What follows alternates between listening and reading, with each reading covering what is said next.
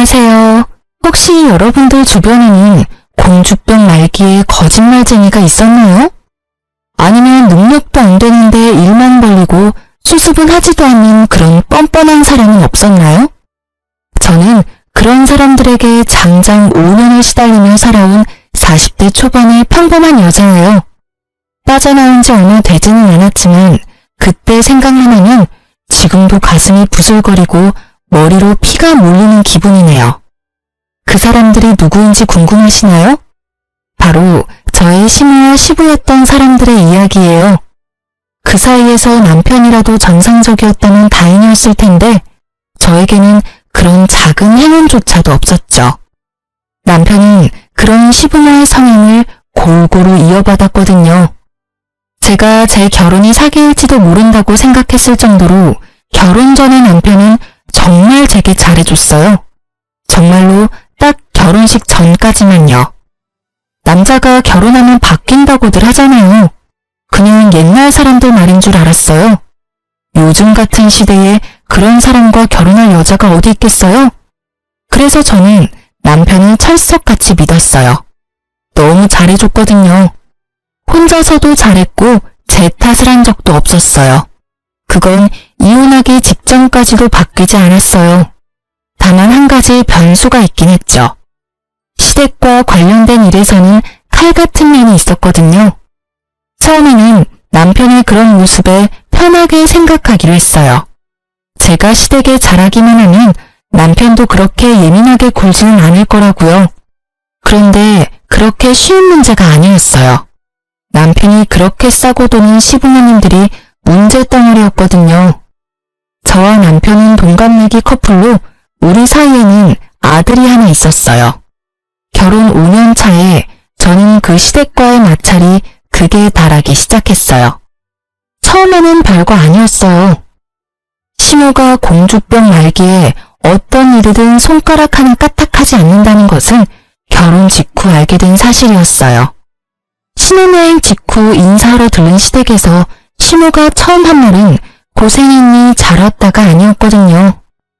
그래, 이제 너도 우리 집 식구가 됐으니 한 사람 몫을 하는 게 맞다고 생각한단다. 그러니 이번 주말에 우리가 먹을 밑반찬과 요리를 몇 가지 해오거라. 저는 당황했어요. 시댁에 잘하기로 마음먹긴 했지만 이렇게 바로 이런 일을 시킬 줄 몰랐거든요. 그래도 제가 할 수 있는 말이 뭐가 있겠어요? 네, 어머님. 혹시 못 드시는 거 있으면 미리 말씀해 주세요. 이 말뿐이었죠. 그렇게 말하고 돌아오는 길에 남편에게 이에 대해 말했죠. 나 요리도 제대로 못하는데 갑자기 이게 무슨 일인지 모르겠어. 게다가 일도 하는데 주말마다 음식을 해오라고? 아, 진짜. 당신이 어머님한테 말해서 식이라도 좀 늦춰줄 수 있을까?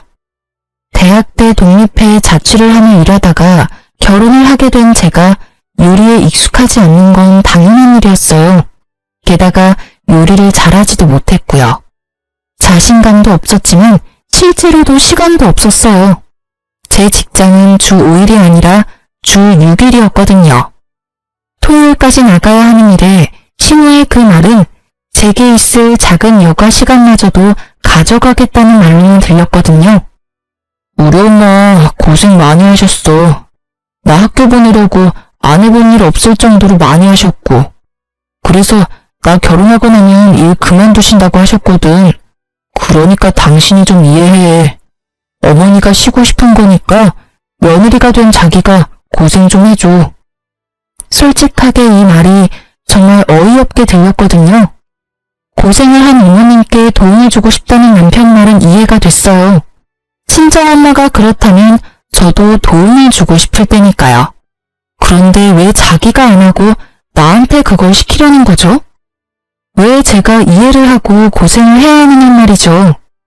그 이야기를 하려다가 일단 입을 닫았어요. 싸우고 싶지 않았거든요.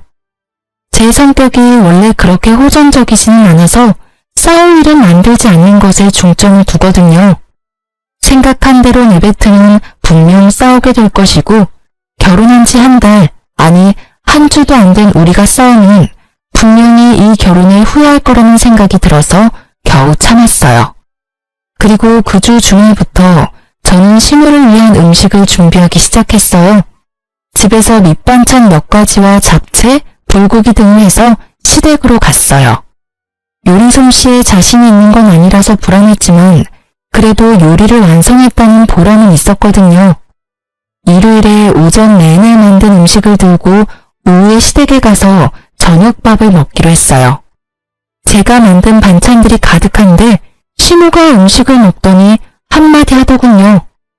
반찬은 간이 짜고 국은 싱겁고 요리는 맛이 없네. 넌 도대체 친정집에서 뭘 배워온 거니? 이걸 사람에게 먹으라고 주는 거야? 너희가 먹는 거 아니라고 건성으로 요리했어? 조곤조곤 큰 소리도 내지 않고 잔소리하는 시무를 보며 꼭 화를 참았어요. 친정 이야기를 꺼내는 것 자체도 열받았지만 흥분하지 않고 이야기를 꺼냈죠. 어머님, 제가 대학 졸업하면서부터 계속 일을 하는 바람에 요리를 배울 시간이 부족했어요. 시간이 조금만 더 있으면 괜찮아질 것 같은데 그때까지만이라도 좀 참아주세요. 그렇게 마음에 안 드시면 제가 다음부터는 반찬 가게에서 사올게요. 누구는 일 안 하니? 나도 평생을 일했어. 지금 좀 쉬는 것뿐이지. 요리를 배울 시간이 부족해? 부족하면 열심히라도 해야지. 뭐니 이게? 크기는 다 제각각에 간도 제각각. 요리에 기본이 안 되어 있지 않니? 그리고 반찬을 왜 사서 넣어? 너 돈이 그렇게 차고 넘쳐? 아니면 힘들게 돈 버는 우리 아들 더 힘들게 하고 싶어서 그런 소리 하는 거야? 그것도 아니면 시무가 반찬 해오라는 말이 고깝게 들려서 사온다는 거야? 하고 싶은 말은 태산이었지만 또 참았어요. 시부도 남편도 여기 제 편을 들어주는 사람은 아무도 없었고 시무는 그런 제가 풀이 죽었다고 생각했는지 미친 듯이 몰아붙이더라고요. 정작 저는 한 귀로 듣고 한 귀로 흘리고 있었지만요. 다음부터는 음식을 사가겠다고 생각했거든요. 그런데 청천벽력 같은 소리를 들었어요. 네가 반성하고 있다면 이제부터 일요일 오전에 우리 집에 와서 음식 만들어. 내가 옆에서 지켜보면 정성스럽게 만들 수 있겠지. 제 계획이 산산조각 나는 말이었어요. 게다가 일주일 중 일요일이 완전히 사라졌다는 뜻이기도 했고요. 저는 급히 남편의 옆구리를 찔렀어요. 그런데 남편이 모른 체 하더군요. 결국 알겠노라 답하고 돌아오는 차 안에서 저는 남편에게 한마디 했어요. 어머님, 너무한 거 아니야? 일주일에 6일 일하는 사람이 나야. 꼭 하나만은 휴일을 뺏어가야 하는 게 맞는 거냐고. 당신이 어머님한테 말 좀 해봐. 내가 무슨 말을 해줘? 당신이 싫으면 싫다고 말하면 되지. 그리고 내가 몇 번이나 말했잖아. 우리 엄마 고생하셔서 자기한테 부탁한다고. 하겠다고 했으면 그냥 하면 되지. 왜 나한테 그런 말을 해? 당신 나랑 결혼한 이유가 당신 어머니 고생한 거 나한테 보상받으려고 그런 거야? 무슨 말을. 내가 왜 그런 이유로 당신이랑 결혼을 해? 그런 거 아니야. 당신도 진짜 너무하네. 그냥 이해만 좀 해달라고 했잖아. 이해는 해. 이해하고 있다고. 그런데 이런 식으로 사람 괴롭히려는 건 좀 아니지. 뻔히 주 6일 일하는 거 아시면서 왜 그러시는 건데? 그리고 당신이 내 사정 뻔히 알면 안 된다고 말이라도 해주던가. 어머니 힘든 거 이해하는데 왜 그 보상을 나한테 시키냐고. 당신이 직접 하면 되지. 며느리가 식모야? 내가 당신네 집 하느야 뭐야. 결국 심을 편드는 남편 때문에 저의 인내심은 극에 달했고 큰 소리를 내지르고 말았죠. 제가 이렇게까지 화내면 남편도 화낼 거라 생각했는데 무슨 일인지 답을 안 하더군요. 그렇게 집으로 돌아와서는 아예 아무것도 듣지 못한 것처럼 아무 일 없이 행동하더라고요. 제 말을 싸그리 무시하는 것만 빼면요. 무슨 말을 해도 돌아오지 않으니 저도 실력 행사에 나서기로 했어요. 참는다고 해결된 문제는 아니라고 생각했거든요. 제가 선택한 방법은 상대방이 나가 떨어지도록 만드는 거였어요. 그 다음 주부터 아예 음식을 엉망진창으로 했어요. 아니지, 모양은 예쁘게, 맛은 더럽게 없게 만들었죠. 짜고 맵고 신 음식들을 골고루 만들어냈어요. 그런데 알고 보니 시모가 저를 시댁으로 부른 이유는 따로 있더라고요.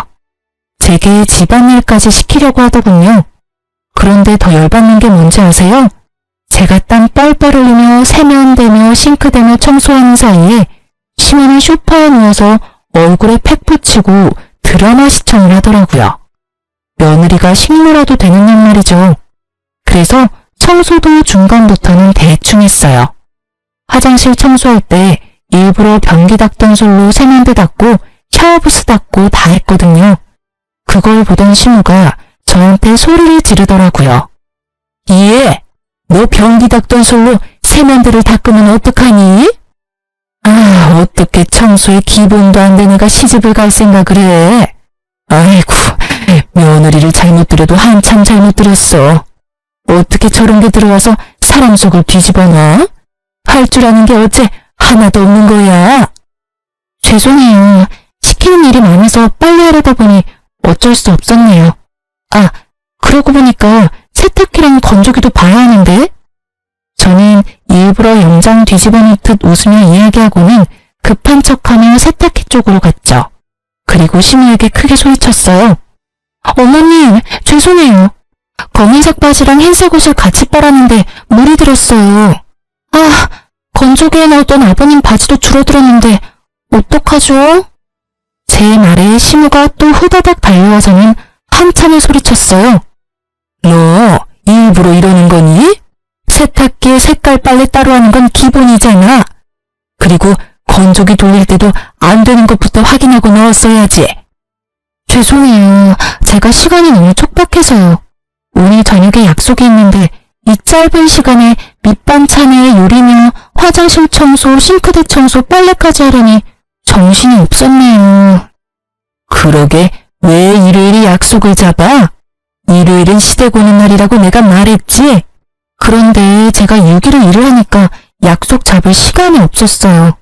어머님은 모르시겠지만 오늘 저녁에 저희 친정아버지 생신이거든요. 그래서 가족들이 모이기로 해서 뺄 수 없거든요.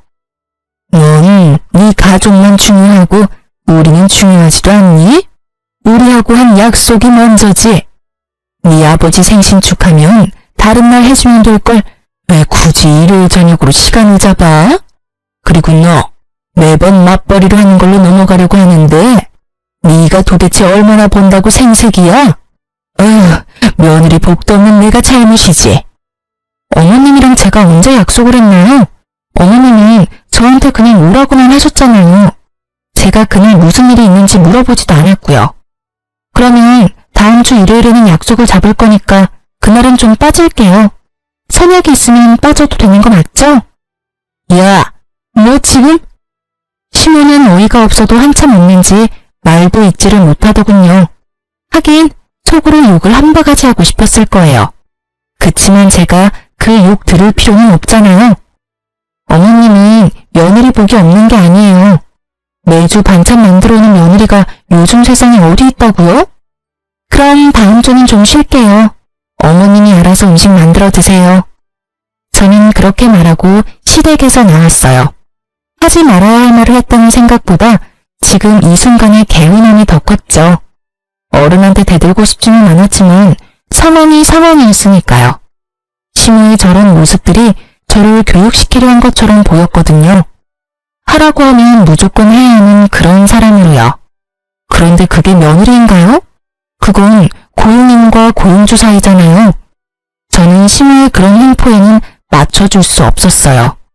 그리고 그날 저녁에 남편이 집에 와서 저한테 한바탕 쏟아내더라고요. 당신 도대체 어머니한테 뭐라고 했길래 어머니가 알아놓으셔? 오늘 아침에 무슨 일이 있었던 거야? 어머니는 당신이 어머니한테 도를 넘은 말을 했다는데 사실이야? 도를 넘은 말? 당신은 내가 아무렇지도 않은 일에 도 넘은 말 내뱉는 사람이라고 생각해? 제 말에 남편이 당황하더군요.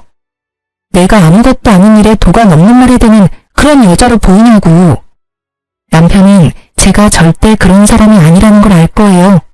남편이 흥분하면 그걸 가라앉히는 게 항상 제 역할이었으니까요. 게다가 도가 지나친 말을 하지 않았고 남편에게는 싸울 거리도 주지 않았기에 저희는 연애 기간에도 남들 다 아는 사랑 싸움 한 번 한 적 없었어요. 그걸 알고 있는 남편은 제 말에 당황한 거예요. 그건 아니지. 그런데 어머니가 그런 말을 하시잖아.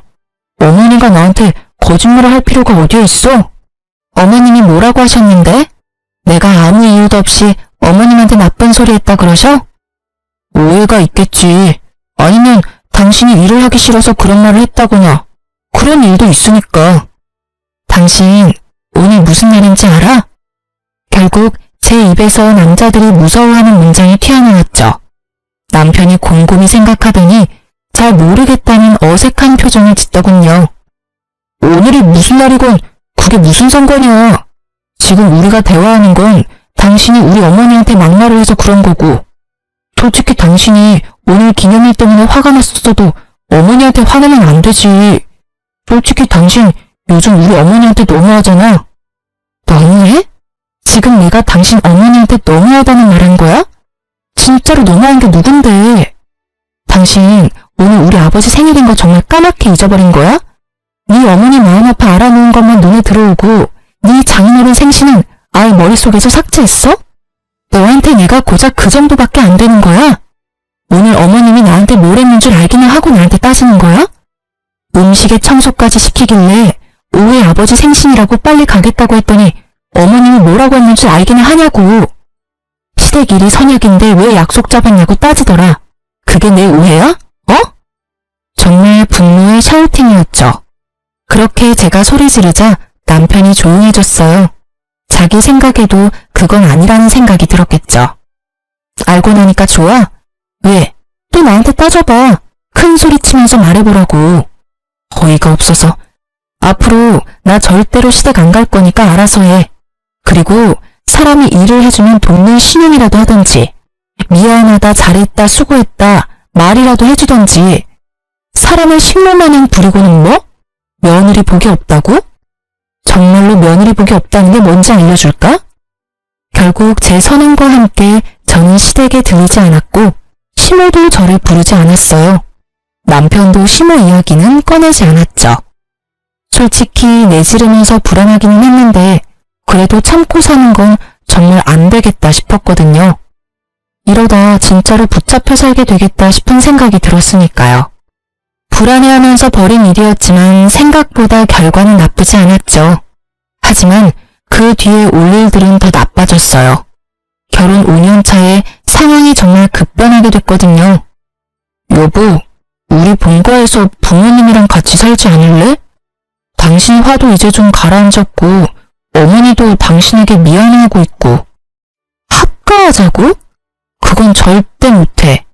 같이 살면 싸우기만 할 거야. 솔직히 나는 그러고 싶은 마음도 없고. 무슨 생각 때문인지는 모르겠지만 난 반대야. 일단 들어봐. 당신도 합가하는 게 더 편할지도 몰라. 우리 애도 아직 어린데 애 봐주신다고 하시잖아. 솔직히 애 키우느라 돈도 많이 드는데 같이 살게 되면 돈도 아끼고 이점도 많다고 생각해. 맞는 말이긴 했죠. 육아휴직 돈은 제가 애를 볼 수 있었지만 버는 돈이 얼마 안 되니 저축해둔 돈은 다 써버렸고 다시 일은 하러 가야 하는데 애를 어린이집에 맡기기에는 애가 아직 어렸으니까요. 분명 시모가 도와주는 수월한 면도 있을지도 몰랐어요.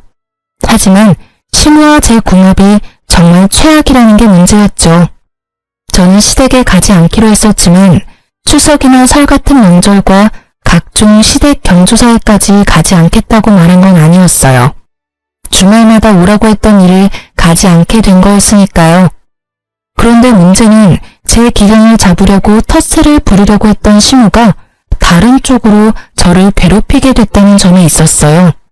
보통 어른들 보러 갈 때는 점잖게 꾸미고 가잖아요. 그런데 제가 꾸미고 올 때마다 시모가 제 물건을 탐내더라고요. 처음에는 가방이었어요. 그 가방은 제가 신혼여행 돌아오면서 큰맘 먹고 산 가방이었거든요. 그걸 달라고 하시더군요. 가져갈 가방이 없다면서요. 저는 당연히 당황하며 급히 돌려 말했죠. 신혼여행 기념으로 사온 거니 다음에 다른 가방으로 제가 직접 선물해드리겠다고 말이죠. 솔직히 돈이 아까운 것보다는 추억이 있는 가방을 신우에게 주고 싶지 않은 마음이 더 컸거든요. 그런데 못 주겠다는 뜻을 내비추자마자 신우가 아이고 내 팔자야 하면서 또 죽는 소리를 하더라고요. 결국 그걸 듣고 있던 남편이 제게 자기가 가방 다른 거 사줄 테니 그걸 신우에게 주라고 하더군요. 남편의 말 한마디에 결국 그 추억이 담긴 가방은 신우에게 넘어갔죠. 그런데 그 한 번뿐이 아니었어요. 그 뒤로도 제 액세서리나 화장품이며 제가 가지고 있는 걸 막무가내로 달라며 때를 썼어요. 솔직하게 말하자면 신우 나이에 사용하기에는 너무 어려 보이는 것들도 무작정 달라고 용을 쓰는데 정말 미쳐버리겠더라고요. 그런 일들이 계속 일어나서 시댁에 갈 때는 허름한 옷에 오래된 것들만 착용하고 다녔거든요. 만약 합가를 한다면 어떻게 될까요? 제 물건이 온전히 제 것이 되기는 할까요? 솔직히 그런 마음이 가장 먼저 들었어요. 그래서 합가에 필사적으로 반대했거든요. 남편에게도 말했죠. 당신 모르지? 내가 시댁 갈 때마다 왜 그렇게 허름하게 다니는지. 어머님이 내가 가지고 있던 거 다 뺏어가시니 아끼는 물건이나 새 물건은 절대로 가져가지 않는 거야. 그런데 합가? 내 물건이 남용하기는 하겠어? 그렇다고 그런 일들을 당신이 막아주지도 않을 거잖아. 매번 어머님이 죽는 소리 하면 나중에 새 걸로 사줄 테니까 어머님 주라고 해놓고는 한 번도 사준 적 없으면서. 제 말에 다 맞는 말인지라 남편도 아니 말 않더군요. 그런 남편에게 합가는 절대 안 된다고 못 받고 그 일은 끝난 듯 보였어요. 그런데 끝이 아니었더라고요. 한 달 뒤에 남편이 와서 다시 합가 이야기를 꺼내더군요. 이미 다 끝난 이야기야. 왜 자꾸 합가 이야기 꺼내는데? 우리 어머니 지금 암 걸렸어. 얼마 전에 건강검진 갔다 왔는데 암이래. 그런 어머니한테 혼자서 밥 차려 먹으라고 어떻게 그래. 당신이 좀 도와줘. 응? 암이라는 이야기에 저도 덜컥 겁부터 났어요. 요즘 세상에 암이 그리 희귀한 것도 아니지만은 그렇다고 해도 죽을 병에 가까운 이미지이긴 하잖아요. 많이 안 좋으셔? 생각보다 안 좋다고 하더라고. 대신 집에서 잘 챙겨 먹고 잘 쉬어야 치료도 잘 된다는데. 아무래도 혼자서는 힘드시잖아. 아버지도 사업하시느라 여기저기 바쁘시고. 당신이 좀 도와주면 안 될까? 저는 고민했지만 고민해서 될 일이 아니라고 생각했어요. 신우가 밉지만 죽을지도 모른다는 이야기를 들으니 애처로운 마음이 생기더라고요. 알았어. 그럼 우리 집 내놓고 팔리면 들어가자. 그 전까지는 주말에 가서 어머님 도와드릴게. 저는 합가를 받아들이기로 했어요. 남편은 고맙다며 그 다음날 바로 집을 부동산에 내놨죠. 결국 신혼초 때로 돌아가고 말았지만 좋게 생각하기로 했어요. 그리고 그 뒤로 주말마다 신우 수발들러 시댁에 갔어요. 3주째 되는 날 신우는 시부와 남편과 함께 서울에 있는 큰 병원에 항암 치료를 하러 가게 됐어요. 3박 4일 일정이라기에 별 의심 없이 보내놓고 저는 시댁 청소에 돌입했어요. 암 환자에게 더러운 집에서 지내게 할 수는 없으니까요. 그런데 시부 책상을 청소하다가 시부가 진 빚의 존재를 알게 되어버렸죠.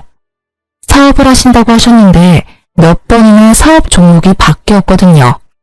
솔직히 저는 시부가 사업을 하는 게 아니라 일을 안 하는 백수인데 며느리 복이 그래서 사업한다고 속인다고 생각했거든요. 그런데 그 생각이 훨씬 나을 뻔했더라고요. 시부가 가지고 있는 빚이 정말 어마어마하더군요. 매달 그걸 어떻게 갚고 있는지조차 이해가 안 갈 만큼 돈이 나가고 있었어요. 그걸 보고 저는 또 한 번 기분이 안 좋아졌어요. 시부의 빚이 곧 우리의 빚이 될 날이 다가올지도 모르니까요. 게다가 시모는 죽을 날 받아놓은 환자고. 그렇게 생각하니 진짜 지금 하는 청소도 왜 하는가 싶을 정도로 의욕이 사라져버렸어요. 그때 저희 부모님에게 연락이 왔어요. 딸, 요즘 많이 힘들지? 힘들긴 한데 뭐 괜찮아. 그런데 무슨 일로 전화했어? 내일 너희 아버지랑 제주도 가잖아. 너희 오빠 가기로 해놓고는 못 간대서. 혹시 너 시간 괜찮으면 같이 갈래? 기회이긴 했어요. 시부모와 남편은 4일 동안 집에 오지 않을 것이고 저와 아이 둘이서 친정 부모님과 1박 2일 정도만 있다 가더라도 기분 전환에는 충분할 것 같더라고요. 저는 집으로 가서 부랴부랴 준비했어요. 사실 원래는 제가 가기로 한 거였어요. 시모가 아프지만 않았다는 말이죠. 그런데 날짜 딱 맞춰서 시모가 병원에 가줬으니 저에게는 다행인 상황이잖아요. 평일에다가 성수기가 아니었던지라 티켓은 다행스럽게도 남아있었고 저는 아이와 둘이서 친정 부모님 모시고 제주도로 떠났어요. 두 분 결혼 기념일이었는데 제가 고생하는 거 알고 계셨는지 저한테 신경을 많이 써주더라고요. 그런 부모님한테 고맙기도 하고 죄송하기도 하고 그렇게 두 분 따라다니며 사진사를 자처하고 있었는데 폰 카메라 너머로 제 두 눈을 의심할 광경이 펼쳐지고 있었어요. 외손주와 함께 있는 부모님 너머로 사진을 열심히 찍고 있는 시모와 시부 그리고 남편의 모습이 제 카메라에 찍힌 거죠. 저는 동영상으로 그 광경을 계속 찍었어요. 제가 잘못 본 게 아닌가 싶었는데 아니었어요. 정확하게 시모 시부 남편이었어요. 그제야 제가 당했다는 생각이 들더군요. 시모가 암에 걸렸다는 것 자체가 거짓말인 거더라고요. 합가를 위한 거짓말. 게다가 이번에는 남편도 그 계획에 한몫했다는 거에 제가 더 배신감을 느낀 건 어쩔 수 없는 당연한 일이었어요. 합가를 절대 하지 않겠다고 했으니 남편이 술을 쓴 거예요. 시모가 암에 걸렸다고 하면 거절하지 못할 거라는 걸 알고 한 거짓말. 저는 온몸의 피가 거꾸로 솟는다는 게 어떤 것인지 남편과 시댁 덕분에 알게 됐어요. 당장 가서 따질 수도 있었지만 그러지 않았어요. 대신 내일로 끊어놨던 표를 모레로 바꿨죠. 일정을 더 길게 잡고 저는 잠수를 탔어요. 남편에게 연락을 하지 않았죠. 그리고 시부모와 남편이 제게 거짓말하고 떠난 지 4일째 되던 날, 오후부터 남편에게서 전화가 미친 듯이 오더군요. 문자도 계속 들어왔어요. 화를 내는 문자였어요. 어디냐, 집을 이 꼴로 해놓고 어딜 간 거냐, 엄마 아픈데 너 도대체 뭐 하는 거냐 등등. 되지도 않은 거짓말을 들먹이며 저를 찾는 남편 새끼 연락은 모조리 다 씹어버렸어요.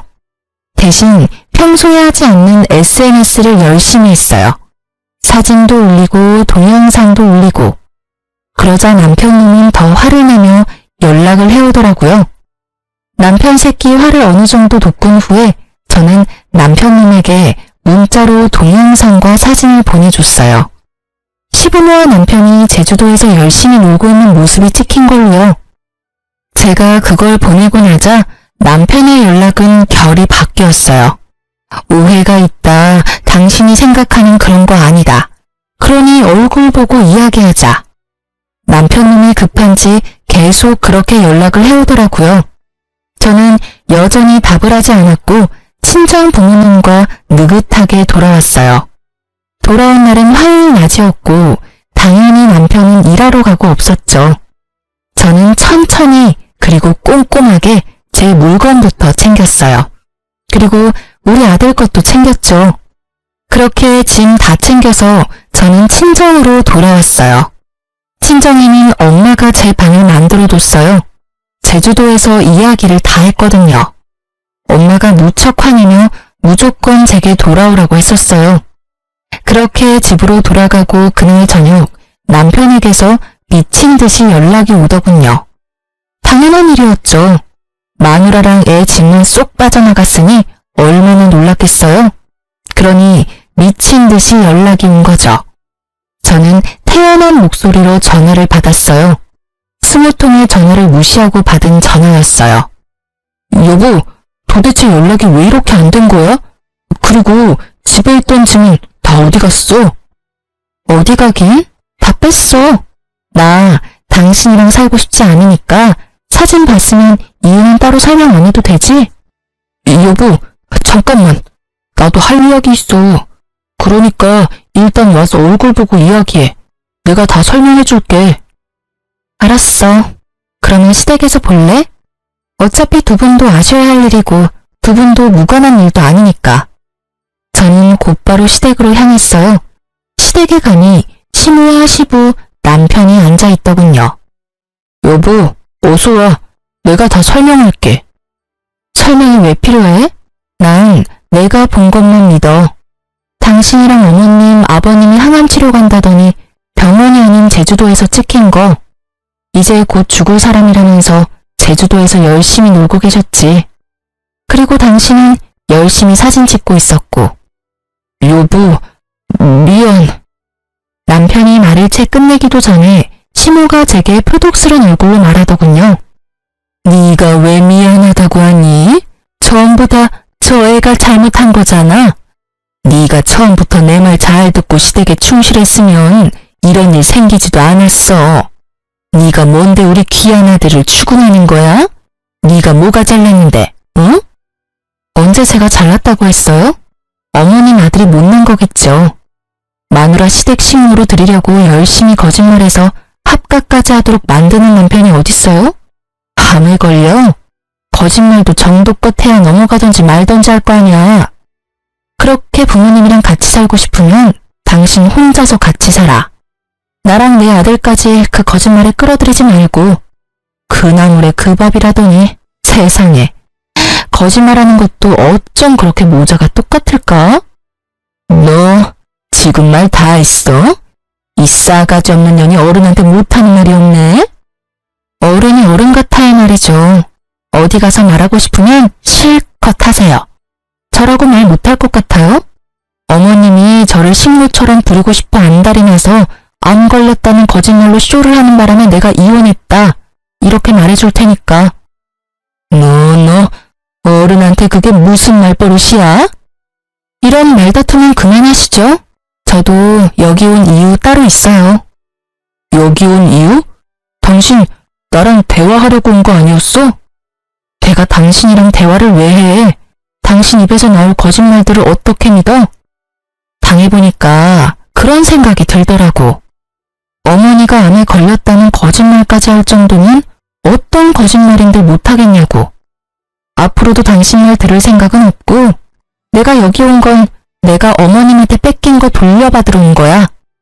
저는 그렇게 말하면서 시모 드레스룸으로 성큼성큼 걸어갔어요. 뒤에서 시모가 와서 말렸지만 시모를 뿌리치고 제가 찾던 것을 다 골라 가져왔어요. 지금 제가 가져온 거 어머님한테 뺏긴 제 물건이에요. 남편이 나중에 똑같은 거 사주겠다고 하고 사준 적 없는 것들이고요. 그러니까 제가 다시 가져가는 게 계산이 맞는 거죠? 안 된다. 그건 네가 나한테 준 거야. 줬다 뺏는 게 어딨어? 줬으면 그만이지. 그거 다 내 거라고. 건들지 마. 이 망할년 같으니라고. 어머님 거 아니고 제 거거든요. 저는 준 게 아니라 어머님한테 강제로 뺏긴 거예요. 그리고 그거 산 돈이 다 제 월급에서 나온 돈이거든요. 못해도 1,000만 원 되는 금액을 썼는데 그럼 현금으로 주실 거예요? 그리고 망할년? 누가 망할려는데요? 제가 아니라 어머님이겠죠. 며느리를 식모처럼 부리고 결국에는 거짓말까지 줄줄이 해대는 사람이 망할년이 더 어울리지 않나요? 그리고 당신이 말해봐. 똑같은 거 사준다고 해놓고 입 싹 닫았잖아. 이거 놔두고 가면 당신이 현금 나한테 줄 거야? 남편이 아무 말 못하더군요. 저는 한숨 쉬며 시모에게 말했어요. 봤죠? 남편이 현금으로 안 주는 거면 제가 직접 가져가는 수밖에 없네요. 그리고 예전부터 말씀드리고 싶었는데 나이값 좀 하세요. 이런 거 가지고 다닌다고 어머님 나이가 30대로 돌아갈 줄 아시나 본데 그거 완전한 착각이거든요. 아, 그리고 이 가방은 어머님 쓰시던지 버리던지 마음대로 하세요. 제가 시모에게 던진 것은 제일 처음에 시모에게 빼앗긴 가방이었어요. 신혼여행 기념으로 샀던 가방이요. 처음에는 그걸 제일 먼저 돌려받고 싶었는데 이제 필요 없게 됐거든요. 그 가방의 가치는 신혼과 사랑의 추억이었는데 이제 그딴 거 없어졌으니까. 저한테 휴지 조각보다 못한 물건이에요. 그러니까 어머님 가지세요. 필요 없으면 버리시고요. 제 말에 남편이 당황한 듯 저한테 말하더군요. 여보, 당신 진짜로 이혼 생각하는 거야? 내가 거짓말한 건 정말 잘못했어. 그렇지만 그렇다고 그거 한 번으로 이혼은 너무하잖아. 나한테도 기회를 줘야지. 기회? 기회 같은 소리하고 자빠졌네. 이 정도로 큰 거짓말로 사람을 속였으면서 기회? 난 사기꾼한테 기회를 줄 정도로 착한 사람이 아니거든? 지금 당장 다 뒤집어 엎어버리고 싶은 거 꼭 참고 있으니까 더 이상 내 성질 돋구지 말고 찌그러져 있어. 제가 화내는 걸 처음 목격한 남편이 너무 놀란 나머지 딸꾹거리며 제게서 물러서더군요. 사람이 참는데도 한계가 있는 법이거든? 사람이 좋게 넘어가려니까 호구로 보고 지랄이야. 누군 화를 못 내서 가만히 있었겠어? 똑똑히 들어.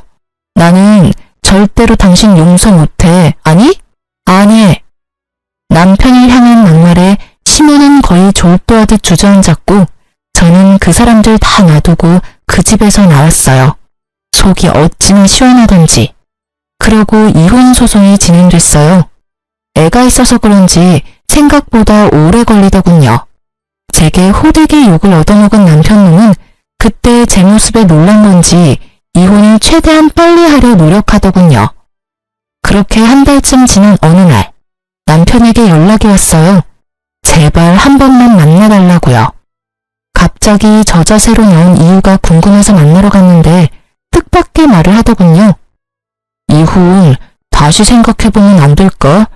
나는 여전히 당신 사랑하고 이혼은 정말 안 될 것 같아.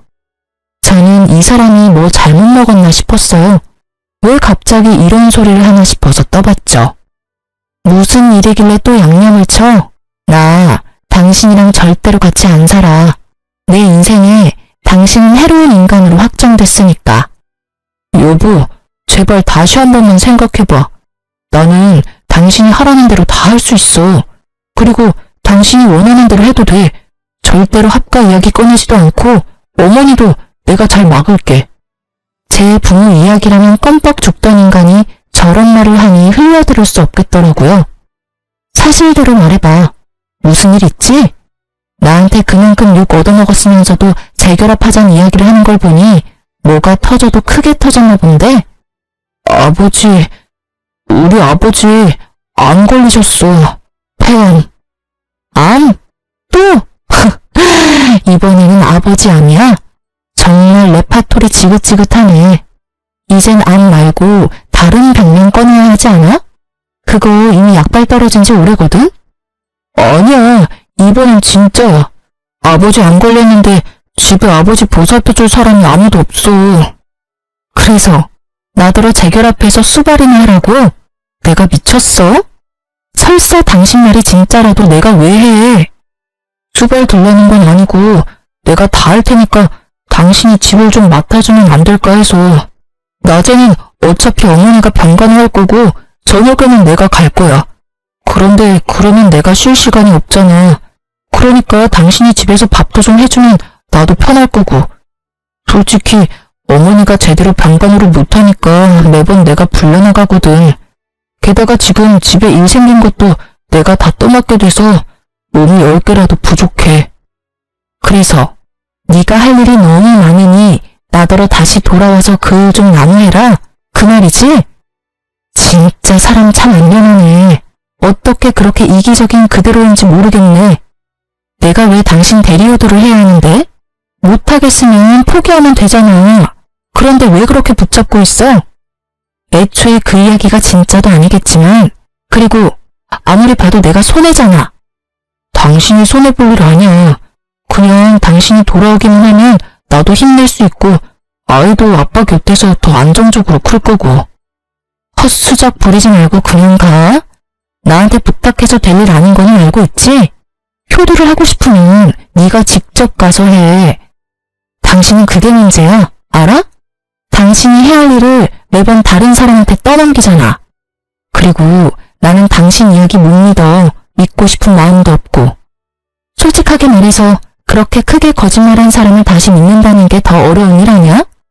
나는 죽었다 깨어나도 당신 말 못 믿어. 그리고 당신 말 따를 이유도 없고. 그러니까 여기서 삽질하지 말고 차라리 그 시간에 다른 사람이나 찾아. 저는 그렇게 말하고 남편을 버려두고 나와버렸어요. 양치기 소년의 이야기가 생각나더라고요. 양치기 소년의 거짓말에 반응하던 마을 사람들의 기분을 알 것 같았죠. 누가 저 말을 믿겠냐고요. 그래도 혹시나 해서 수소문을 봤더니 시부가 진짜로 암에 걸리긴 했더라고요.